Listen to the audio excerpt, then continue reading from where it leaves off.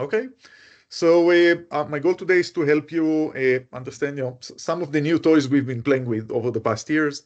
What's working, what's not working, how we are putting things together to really automate a lot of what we've been doing for years, kind of semi-manually in terms of doing healthcare data integration for PDFs and FHIR data and structured data and text and ICOM and all of that, and seeing really how far can you come with just automating away large parts of that process. So I'll start with some introduction, then we'll talk about really kind of what do we mean and what are some of the challenges when you really need to reason about the patients, especially cancer patients are really good examples because they're very complex patients. You see them for dozens or hundreds of times over several years, right? As they kind of go through the disease. We'll talk a bit about the technical pipeline and some of the things we've learned about kind of really the user interaction in those kinds of applications. So just a couple of slides about Johnson Labs. Johnson Labs is a software company, now it's in 10th year, whose role in the ecosystem is to provide healthcare and life science industries with state-of-the-art medical language models. So we started really as a healthcare NLP company, and we started with Spark NLP, which recently crossed the 150 million downloads. And then we moved 2 years ago with everything else to also provide healthcare-specific LLMs. And our one promise in life is to always keep everyone, the entire community, at the state-of-the-art. So we wake up every morning, look at any new LLM, every new benchmark, every new data set, any new paper, any new claim that someone makes. See, as you can imagine, often it does not reproduce. If it reproduces, it does not generalize. But if it does, our job is to give you the production-grade healthcare-specific version of that. And we release new software models every 2 weeks. Currently, our medical LLMs are available on AWS, on Bedrock, on Azure, on Databricks, on Snowflake, on Oracle, for on-prem across all the platforms. They handily outperform general-purpose frontier LLMs like GPT-4o. Recently, just this week, we've shown benchmark versus Claude, Sonnet 3.7, and even GPT-4.5, the newest model from OpenAI. Showing that we outperform it on healthcare-specific tasks. So things like extracting information from clinical data, answering medical questions, summarization. So kind of those, and really that's what we do. Our goal is to fine-tune smaller models for very, very specific tasks in understanding medical language. And this is widely deployed. We work with, as you can see, quite a few of the large academic medical centers, pharmaceutical, software companies in this space. So, for example, Providence Health uses us to de-identify, at this point, more than 2 billion unstructured notes. Mount Sinai, also, they went public with this. They have 6 models on in production. They do real-time clinical decision support within the hospital in both oncology and psychiatry. We've done a lot of work on patient safety, extracting adverse events from free text. We've done work on the revenue cycle side, on the finance side. And a lot of work really on just disease progression, patient risk prediction, care gaps. And oncology is a good specialty where we do a lot of work because in oncology, a lot of the facts you actually care about to make any decision about the patient are only available in free text, right? So simple things like, tumor staging, histology, biomarkers, response to treatment are just not coded anywhere and you need to be able to extract them. But about a year ago, we started working seriously on this patient journeys platform because the goal there is basically is to move away from what NLP did or even what people still mostly use LLM for, which is, okay, here's a pathology report, please extract, right, all the tumor characteristics. Here's a biology report, extract findings. Here's a discharge summary, extract kind of the orders of the next step. To say, look, I want to upload all the information about the patient, structured, FHIR, unstructured, PDF, images, all of that. And then I want you to understand all of it. And then what I want to do is have this kind of chat experience or some other UI. But importantly, I want to ask questions that are longitudinal in context, right? And if you're in Fred Dutch, I'm sure you've seen a lot of the inclusion criteria, exclusion criteria, a lot of the studies. And often what you need is you need to understand patients over time, right? So show me triple negative breast cancer patients over this age, but I only want people that it's, for example, it's their first tumor and they've not done any immunotherapy in the last 6 months, right? Or that after going through this specific regimen, right, the tumor has shrink by less than 1 centimeter, whatever may be the case. So I need to really be able to understand the full timeline. I need to make kind of common sense clinical inferences to understand what the request is, understand timelines, and be able to explain my answer to an end user, right? So the end user is obviously a medical expert, but is not a data scientist, right? So I need to be able, for example, right, cite references, as you can see here, go into specific notes and example and show how different inferences were made. The other important set of goals that we had around this was really to start with the raw data, right? Because one way people do this, you can say they have whole, multi-year roadmaps around, FHIR integration, terminology normalization, NLP, information extraction, visual language models today to prepare the data so that you have nice, clean data so that you can ask those questions. But we wanted to see, look, can we just try to address really the whole problem, which is, let's start with the raw data, okay, and with as little guidance or configuration as possible. So, say garbage in, garbage out, just give us the garbage, right? And we'll work with it. And the challenge is not only structural issues and data that is not normalized. The problem is data is just not consistent, right? You have a diagnosis code for a patient and then you decide to change it, right? You prescribe medication, but then you decide not to give it, right? You have conflicting information, right, about what the patient did or did not do, what regimen they went through, what happened to them, what they said versus what you find out later. What the lab say versus what the symptoms suggest that they should be. So that's another thing that we wanted kind of the system to be able to handle and surface. And the third set of goals was that this was not a research project. We are a kind of regular company. This needs to be an actual thing that would be deployable, not just deployable in what you do, kind of the standard US healthcare system, which usually has something, it's somewhere between, 5 and 20 million patients, okay? And for something like around 10 million patients, you'd have around 1 billion documents over, say, a 5-year period, okay? Because that's just how the math works, right? With the amount of data and the amount of documents we have for each individual patients. So we need something that would be compliant, right? Would be private, would work within kind of current either on-prem or cloud-based solutions. We work very closely with AWS on these kind of solutions, do a lot of large implementations together. Something would be easy to operate, easy to scale, can be updated on a daily basis, would not have any serious lock-ins in terms of the data model or the databases, right? Because if you've done all that work to integrate all this data, extract all the unstructured information, you don't only want to use it for this chatbot, right? You also want to use it to build some predictive models, right? Like disease progression.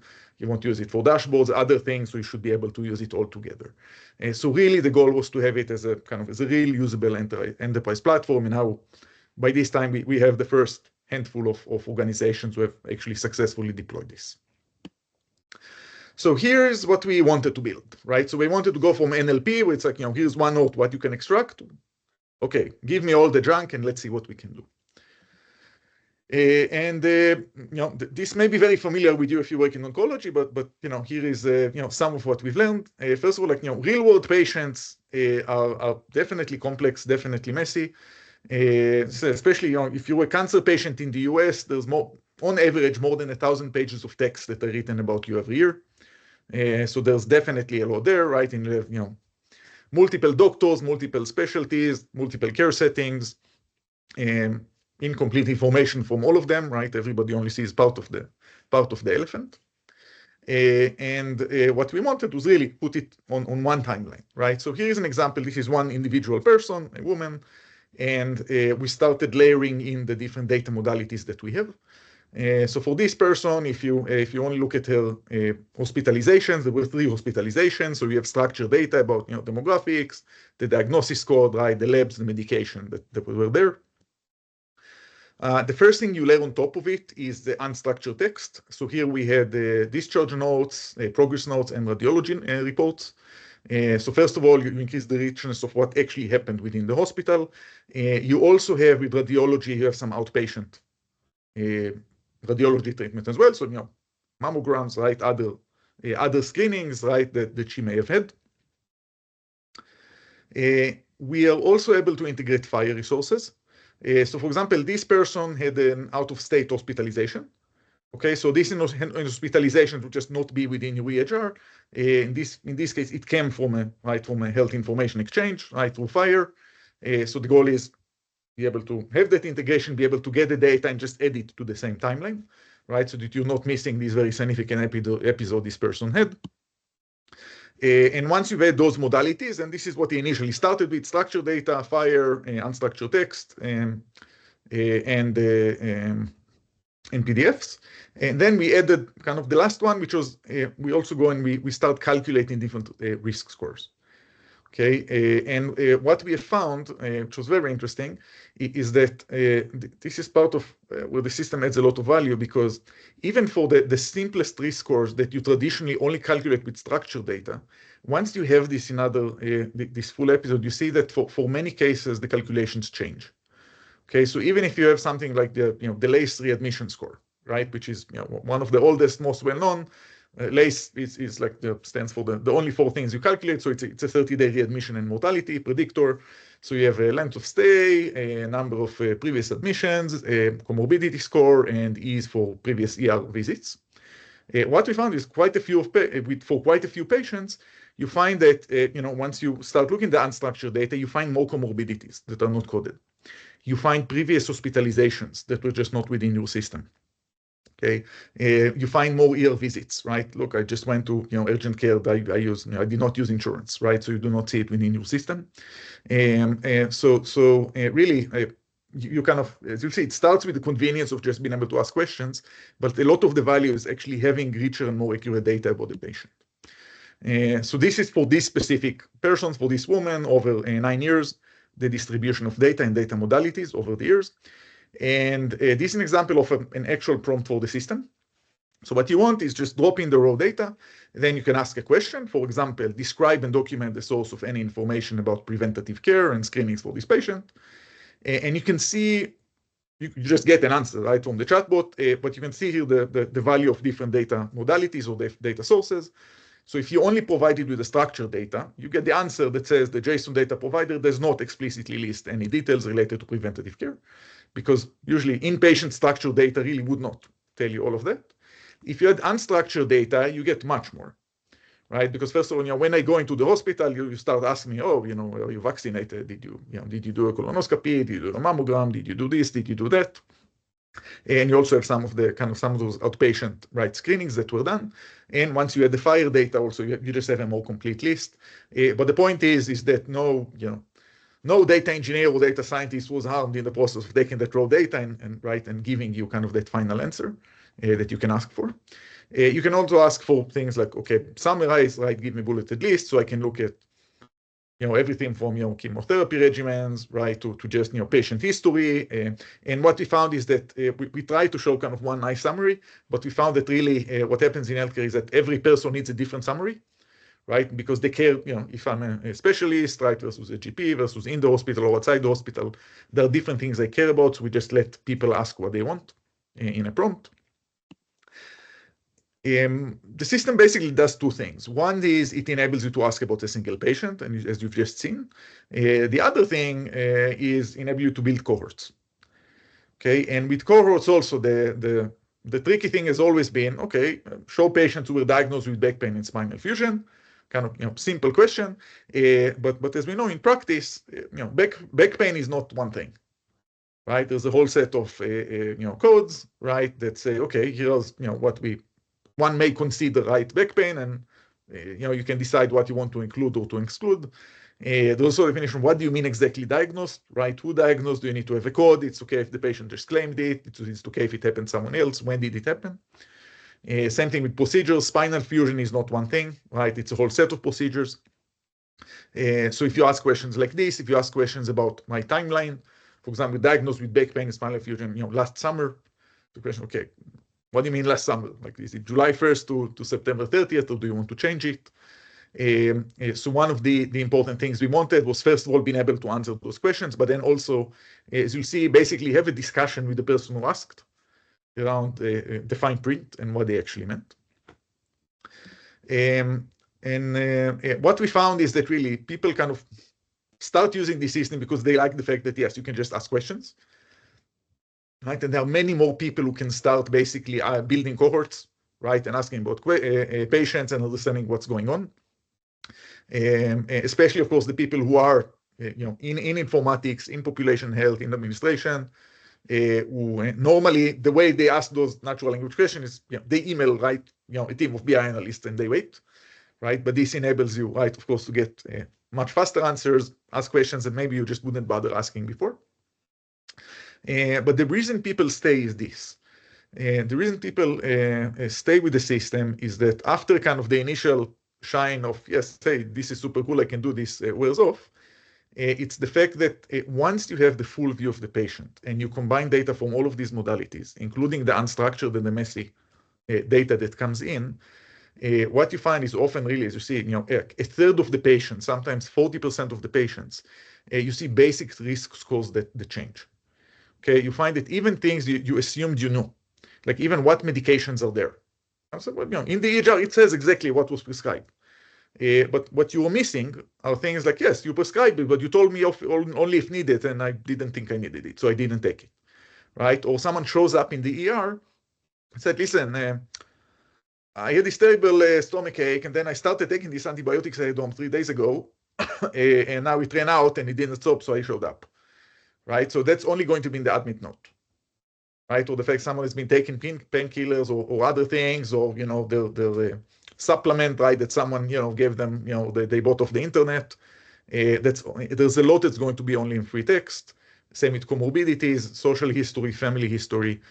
So really what we're seeing is that even when your downstream processes, the fairly standard risk scoring models, disease progression models, stratification models, you see that really richer data kind of changes things for quite a few patients. So I'm going to talk about the pipeline next, but I'm wondering if, Sonali, is this a natural point to stop for questions, or should I just continue? What do you think? Either way, it's up to you. Okay. Questions? Yeah, are there any questions? I'm open to it. And I'm not looking at the chat because the screen is full, so. Yeah, no, there are no questions in the chat right now, unless Okay. I'm missing something. Yeah, I don't see anything. Okay, so we'll continue. If there are questions, yeah, you maybe just type on the chat and we can see, we can take points to answer them at the end. Sounds great. Okay, so let's see how you'd actually build something to solve this. And this is it's a problem that quite a few people in the industry are working on now, right? How you build kind of these full patient journeys. The first thing that we still need to tell people is, look, there's no simple solution for this, right? So one thing people say is like, okay, look, you just take all the data, you put it into a super long context LLM, and you just ask questions, it will just tell you, right? It will just summarize the patient and answer questions. And the simple answer to that is just like, no, it doesn't. First of all, one of the issues with long context LLMs is that accuracy falls significantly when you actually use the long context, right? Because what people say, yes, you can use, you can send up to 1 million token, but 97% of the training data was up to 16K, right? Which means that really the LLM would completely ignore a lot of what you put kind of in the middle. And in general, that's a kind of non-problem with long context LLMs. But other than that, one of the simple problem with complex patient is that, for example, 1 million token is just not enough. 1 million token is about 1,000 pages of text.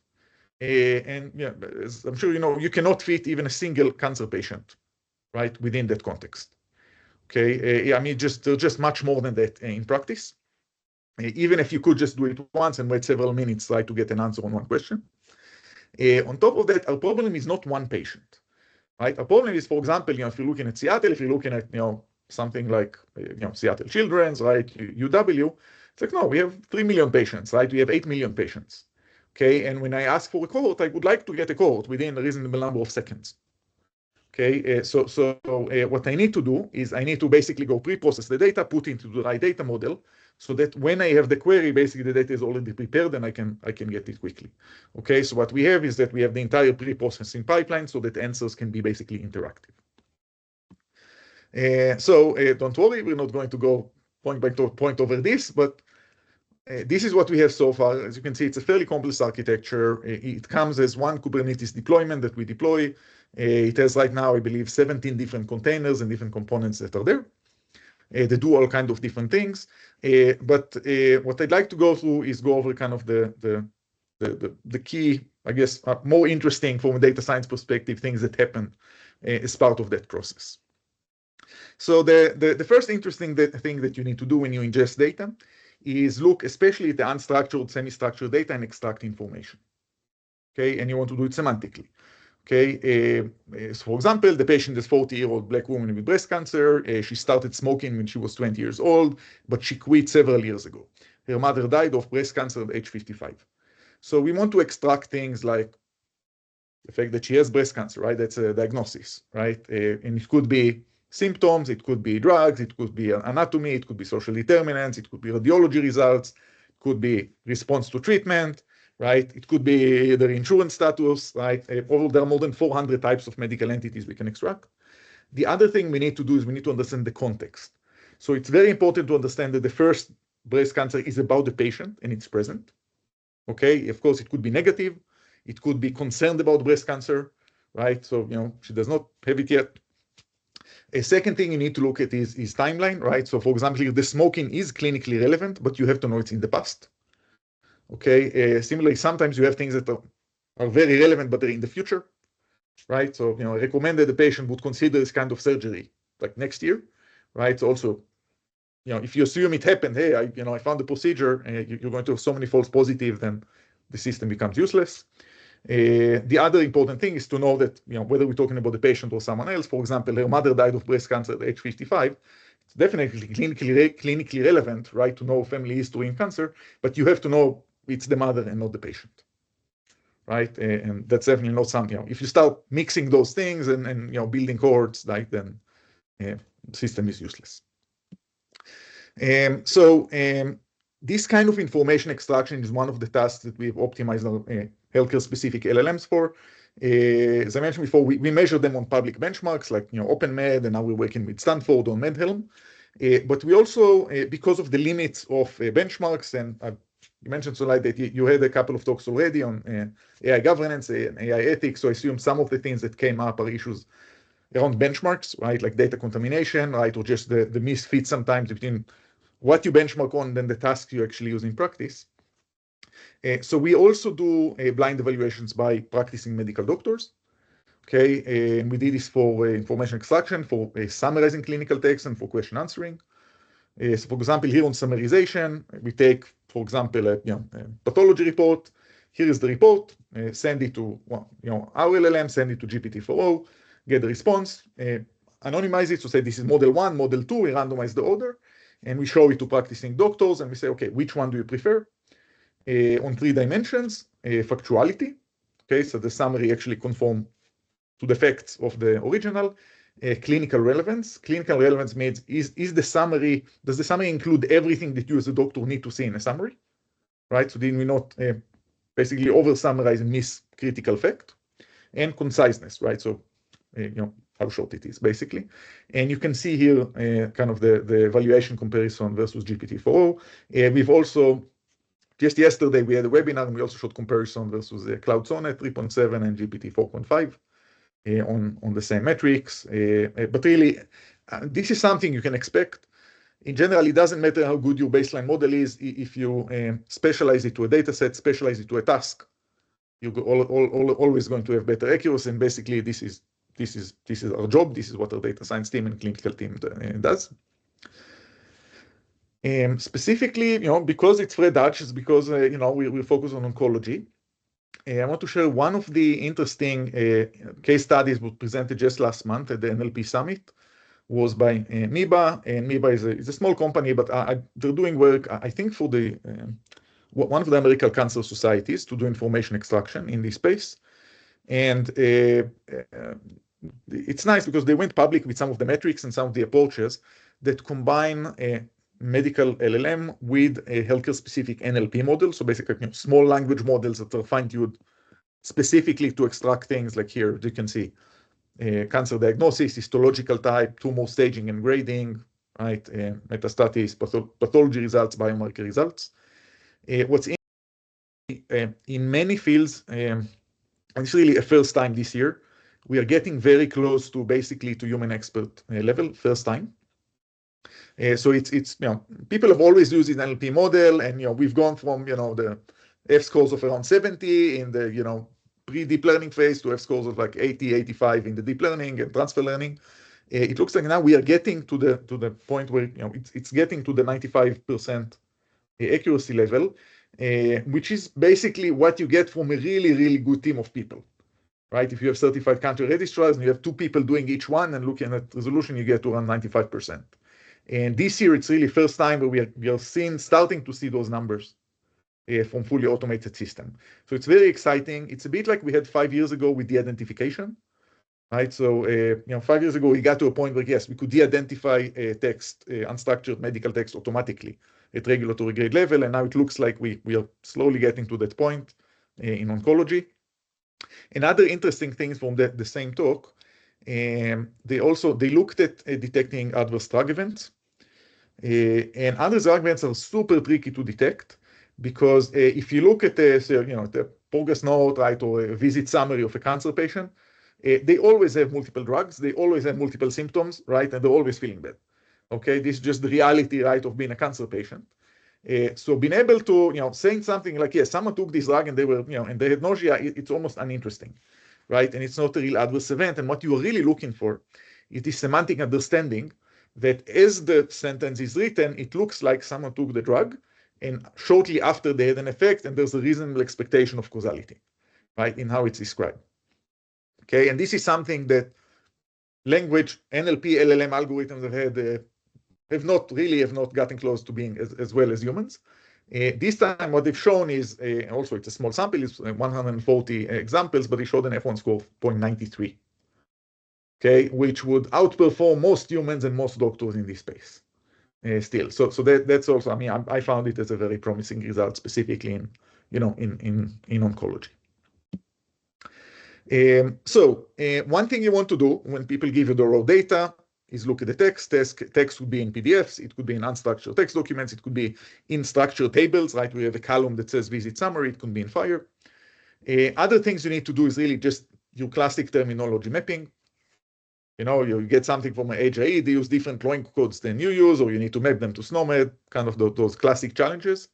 So there's no shortcut around that. There's actually, within the solution, a full-on terminology server that's there. So you can put in terms, it goes to a RAG-enabled server, it gives you kind of the semantically closest matches and does that mapping for you.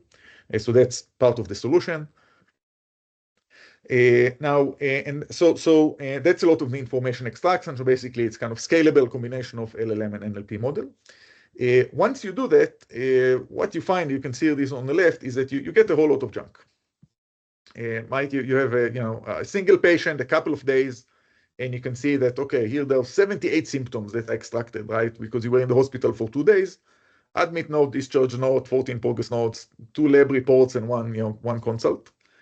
And as you can see, a lot of them are duplicative. So they're going to be duplicated. They're going to be a different level of specificity where really you just want the most specific one. They're going to change over time, right? So, I had these terrible cramps, but that was 2 days ago. I'm fine now, right? So it's just no longer relevant. So even if you come say, what are the symptoms of the patient? Like the kind of the simplest questions. The first thing you need to do is do some merging and deduplication. And that's, I would say, that's not a solved problem. We do some things right now that are based on reasoning. We do some things based on rules. But that's one still, I would say, interesting open problem that we're working on. Once you've done that, so we take basically from the bronze, silver, right, and now we create this gold data set. What we do is we generate an OMOP data model. So at the end, what you get is not just a nice clean data set, it's a nice clean data set in an industry standard relational data format. So basically, it's a set of database tables where you come and say, here is, and it's all also standard codes, here is everything that you gave us about this patient, plus everything we extracted. After we deduplicate and then merge things which we think are not relevant or duplicative and all of that, and there you go, right? So now you can just do basically SQL queries, right? It says, okay, what medications do we know this person has, right? Or tell me about previous hospitalizations. Was this person ever on an antidepressant, right? And you can just now do it as SQL queries, and it was very important for us to use an industry standard model, even though OMOP does have its limitations, especially things like, for example, provenance, data provenance, dealing with confidence. There were things that kind of are not in the standard, but we're trying to work with the committee there and try to kind of have the minimum additions on top of it, so that we remain in line with the standard, because there's a whole ecosystem of open source tools around OMOP. So it's kind of once you have this model, there are a lot of things you get kind of for free. The last thing that you need to do is, once you have all of that, as mentioned, there are a lot of calculations and risk scores that people want to do. And from very complex one, like, here's my, super cool model for, colon cancer disease progression, to very simple things like, okay, can you just calculate BMI, for example, right? And it comes to, yes, I want all the patients who are obese. What's the definition of obese? Oh, everyone a BMI of top of, say, 30. Okay. If I told you the weight, if I told you somewhere the height, even 2 years ago, you should be able to put this together. But the point is, there's a whole set of calculations. LLMs are really not very good at making mathematical calculations. They make very embarrassing mistakes, which, if you're building in that space, I'm sure you've seen them. I think the first time I demoed our first model to do systematic reviews automatically, and said, we only want adult patient, and the model gives an explanation. This patient is 13 years old. 13 is greater than 18, therefore this patient is an adult. And it's like, okay, back to the drawing board here. And now, of course, there are many more complex equations that we need. What does seem to work better are reasoning models, reasoning LLMs, because they have the step-by-step. They can also generate code, basically. Kind of say, oh, here's the business logic. I'm going to just Python code, run it, and there you have it. One of the things we did at Johnson Labs is we actually introduced a medical reasoning LLM.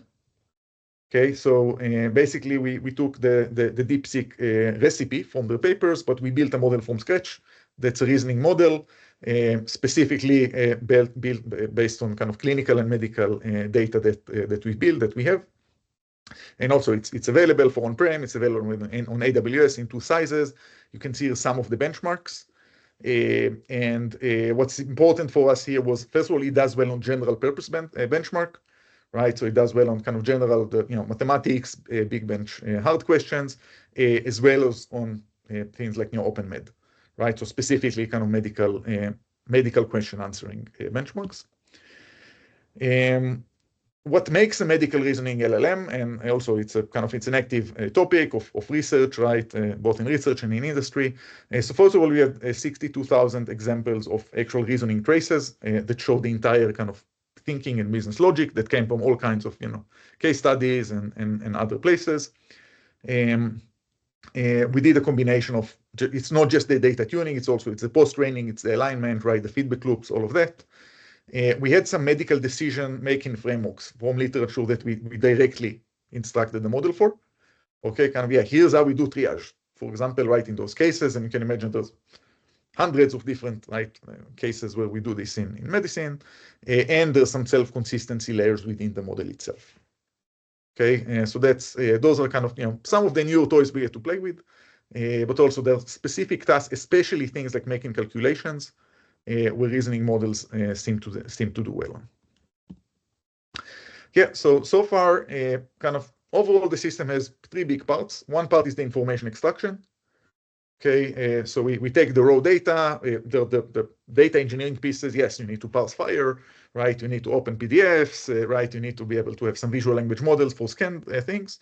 And then there's the NLP and LLM to extract information, then normalize. So that's the first part. The second part is more the reasoning part. Here's everything I extracted. Okay, what is this patient's weight? Okay, I have 3 measurements, one from 8 months ago, one from 2 months ago, one from like a week ago. Okay, what do you say the weight is today? Most likely. Okay, or I have H1C measurements. Okay, do they have diabetes? Yes or no? Right, here are 5 measurements from the past 18 months. Okay, what you need is you need to select a value. Even more importantly, you need to explain it. Right, you need to come say how certain you are that this is the value. Okay, where is it coming from? And enable clinicians to look into it. Right, so that explainability part and having the provenance is very important. Right, so for example, what are the patient allergies? Here's a list. And the doctor looks at it and says, this is wrong. How do I know it's wrong? And this patient is sitting in the bed here. If they were allergic to this thing, they'd be dead now, right? They're not allergic. What you need to do is you need to be able to click it and say, where is this coming from? And then you go to a note, and the note says, oh, yes, 2 years ago, there was some intake. This was a new patient, and they said they were allergic to this. It's like, okay. They said they said they were allergic. Okay, now we know, at least we know where it came from. Okay. So because, sometimes, it could be a different place. Sometimes, you look at the lab results. Oh, yeah, sure. Sure, they were fasting, right? You can see it in their labs, right? Right, because sometimes the system does make mistakes, absolutely, right? The system is not perfect, but really, just to have any ability to have trust with people, you need to go to the notes, because, as you know, in healthcare, nothing is right. Like nothing is exactly as it's written. Right? Even if someone put in a diagnosis code, right? Could be, yes, I put in a diagnosis code because that was the only way to get prior auth, right? They need to have a code that says they have this, right? Even though I agree with you, look, honestly, I would have waited, right? For more tests before I diagnose. As long as people can dive in and see the data, then it builds confidence. So the last part I want to talk about is how we actually answer the code creation, right? Which is a lot of how people interact with the system. So as I mentioned, we want people to just write stuff and get results. Here, there are 3 things we've learned about how to do this and how not to do this. First of all, what you don't do, you don't use text-to-SQL systems. So there are APIs and LLMs where they come and say, give me a query, like, how many sales did we have in New York last month, right? And give me your Salesforce, right? Data schema, and I'll write in the SQL query that gives you that answer. I can say categorically that does not work for this use case for 3 reasons. The main thing is, like, you are welcome to try it. Honestly, we've tried it on everything. We still do. It just does not return the right results because I think because the data schema is a bit too much for the current LLMs. Those things, they work really well if you have 10 tables, 15 tables. What we see with OMOP, look, a very simple starting database would be like 200 tables. Okay, and as you know, Epic has like what 50,000 tables, right? But we really narrow it down to what we need. It's much more than the system can take. Also, fairly simple queries are easily 8 joins, right? Because you need to right? It's the patient plus one medication they have. Okay, so go now to the Rx norm to NDC mapping table, look at dosages, see what was the pharmacy, right? And there's all of those steps that make it very, very hard. The second problem is around consistency. Okay, so if you ever want to lose any credibility with the doctors using the system, just tell them, if it doesn't work, just run it again. You'll get a different set of patients. Don't worry, right? It's like this one, they just walk away, right? It's just done. You don't need something consistently gives you the same results every time you ask a query. It's it's a reasonable thing that people learn to expect from computers. It's like you should try it with a calculator. If you type the same thing twice, it returns the same answer.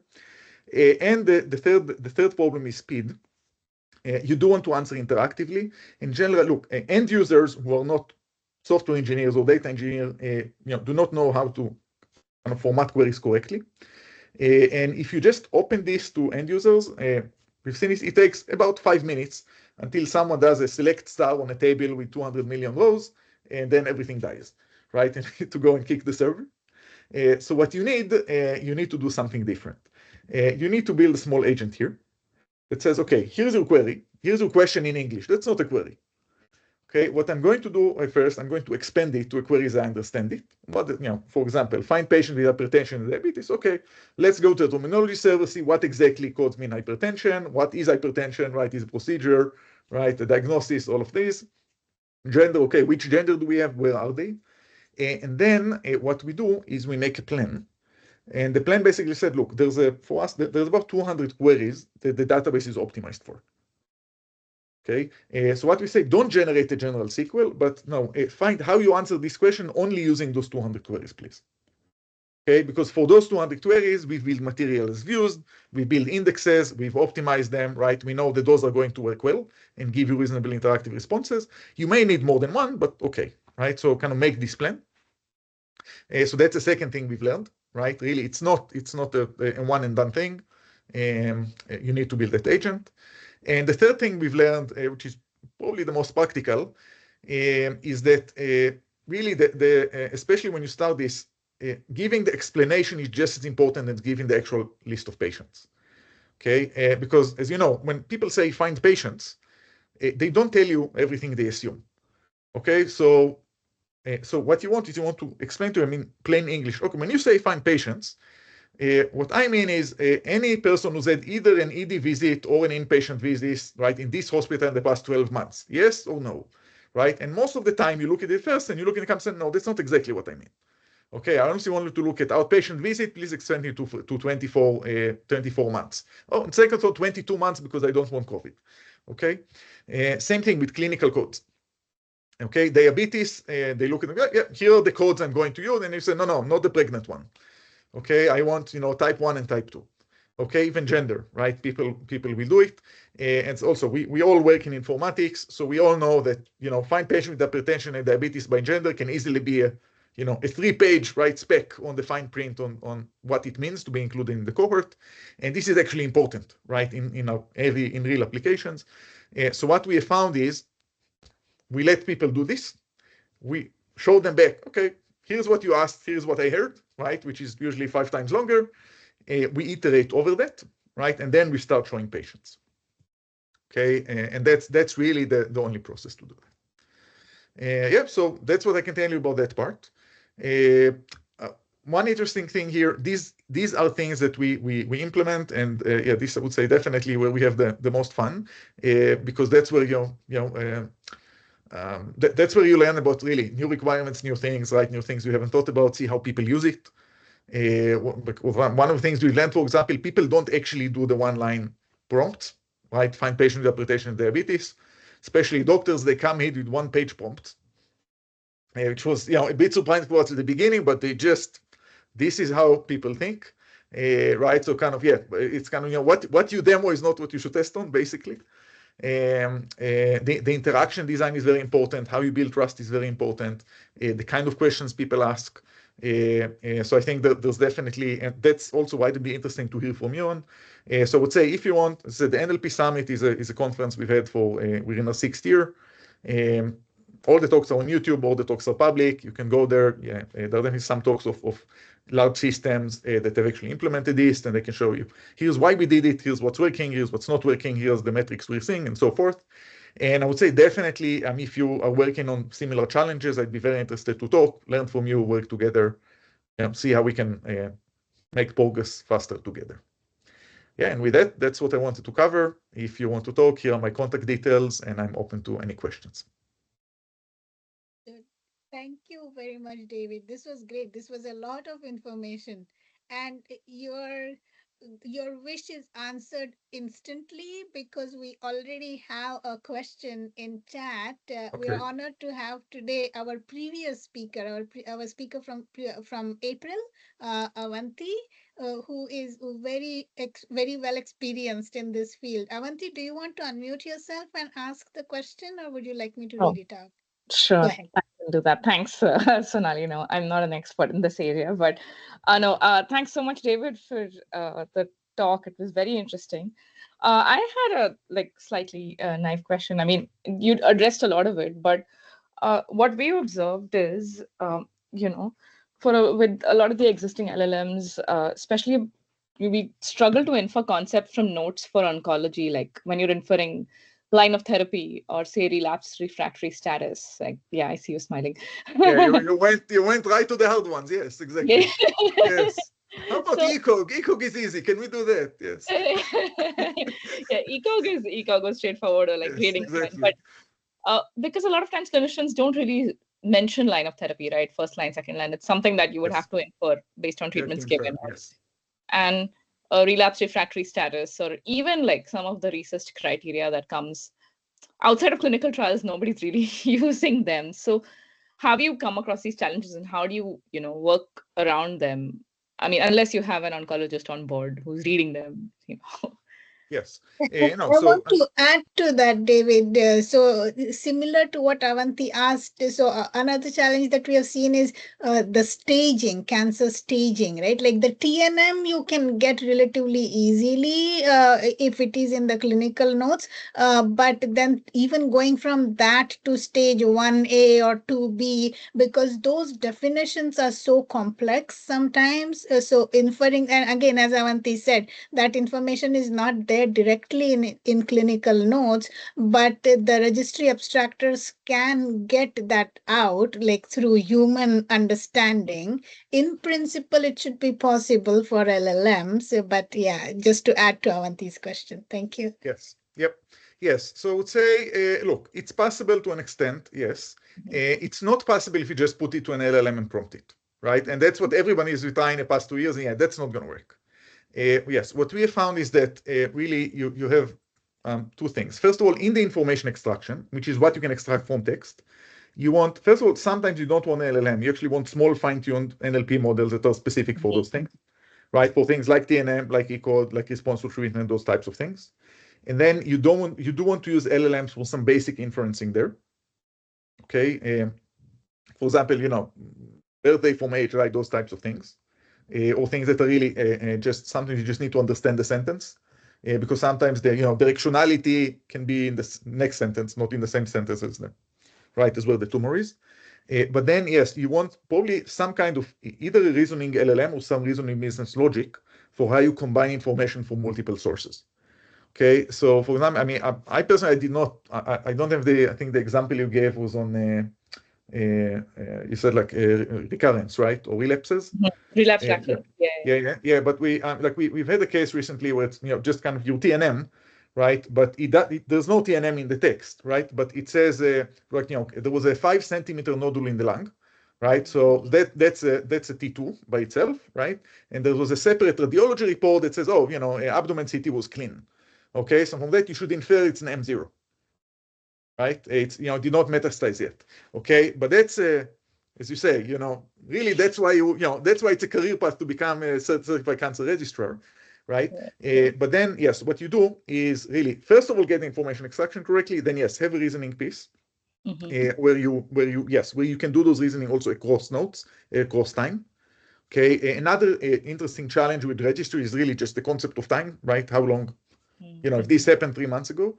Look, what I'm saying there is a lot of what we are doing, yes, we do actually a lot of work in oncology. We work, Tempus AI, Concert AI, FLATIR, all of those organizations. It's not, most cases, I would say, it does not replace humans yet. As I showed you for me, but this year it's the first year where so some fields like staging, grading, histology, biomarkers, we are getting to the 95%, we are getting to regulatory grade level. The harder ones, no, I don't think we're there yet. And I think what's remaining, first of all, look, you do need, like we have oncologists on the team, right? I mean, they're not doing the work manually, they're training the models, giving feedback, right? So that's one thing. Another challenge that we have sometimes is, especially when you do registries. So for example, one case, we went to one of the leading cancer centers in the US and we showed, TNM, look, we can infer it. And then we said, no, don't do that. Our registrars are not pathologists. If it's not explicit in the text, please don't do it. It's like, come on, we did all this work, right? Right? Because, no, but really what they mean is they come and say, look, if it goes to a registry, it needs to be explicit in the text. Okay, otherwise we don't file it, right? Okay, however, if you want to match people to a clinical trial, of course I want it. Right? Because yes, I know this is the TNM, right? And I need to know, even if it's not explicit in the text, if it's kind of obvious, right? Otherwise, you're going to miss 90% of the eligible patients, right? So the other thing you see, the other difficulty here is when you get to those really more harder inference things, there are also kind of disagreements in the industry on what they should be, right? And how different people do them, and sometimes even between different groups of registrars, right? So let's say, yes, not a solved problem yet. But look, if you're doing this, I think specifically for oncology, if you've done a lot of work in this space, the key is yes, oncology specific NLP pipeline, oncology specific LLMs, absolutely, and then yes, have a specific not just prompting, kind of the rule bases and inference paths of how you want it to do. Yes. Thanks. Thanks, Anthi. Thanks, David. So another question I have, David, is how do you take care of who is allowed to access what information? Like, so if you ask the question, like, show me all patients with diabetes or something like that, and two different people ask this question, but this person is allowed to see this piece and that person is not or something, how do you make sure that your answer corresponds to their security clearances? Yeah, that's an excellent question. Yes, so first of all, one of the ways we deal with it is because we do not just take the data and feed it into a RAG or vector database or an LLM and get answers there, because then really kind of you just don't have the ability to do all that. We do kind of a classic ETL process, right? We take all the information, right? In the end, what we generate is we generate this relational database. Right? And then you can kind of keep the same permissions, right? Because you can have the same patient ID and you can have the same system ID, right, of each data point came for, and really it can just be basically filter on your database. Okay, so that's definitely doable, and that happens. But I would say two other things on this. First of all, another thing we do, I mentioned we can do the identification automatically. So I would say in about a third of the systems that we do, 2/3 people just want all the data, including PHI, right, because it's real use. But about a third of the data, people say, look, as data comes in, just de-identify it. Okay, and of course, use tokenization because I need to link all the data about the same patient over time. So we tokenize, but just give me the identified data. And then really what you do, you build this as kind of as a research asset, right? So people, so for example, right, if you're at Fred Hutch and you come and say, okay, just give me everything, right, from UW, right, every night, right, de-identified, but you link it to the same patient. I just have those daily updates. And then, my research team has access to it because it's de-identified. So people do this either for collaboration with research or for data monetization, right? Those are the two most common use cases. And the third thing I would say about privacy, one other important thing with the whole Johnson Lab stack is nothing is shared with Johnson Labs. So with us, there's no APIs, right? So you never send data to our API. So we give you the software, you install it within your VPC, within your infrastructure, and that's it. Nothing ever gets out. Right, so all the software runs there. You don't send the data to us or to anyone else. Also, the models are our models, right? It's not like we don't call OpenAI or anything in the background. So it's all private from that perspective. Yeah. Thank you very much. All the challenge. Yeah. This is great. Yeah, we are at the end of the time. So let's conclude here for today. But thank you everybody for joining, and please do stay connected. And we'll see you next time to talk about security issues using LLMs. So thank you very much. Have a wonderful evening. Thank you for having me. Bye. Thank you.